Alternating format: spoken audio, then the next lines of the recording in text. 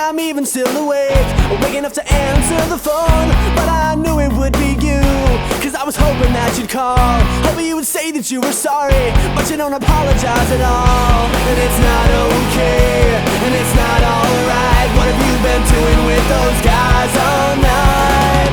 If they're really just friends, why wouldn't you choose me over them? Please don't do this again. Try to give the space and each end up walking all over me.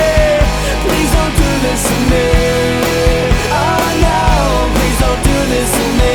Call me in the middle of the night, so drunk you're ready to pass out, telling me I had a great time, except for that hour you blacked out. Now you're surprised that I'm pissed, you think I'm acting all tough. Well, I think you're acting like a bitch, and I swear this time I've had enough. And it's not okay, and it's not alright. What have you been doing with those guys all night?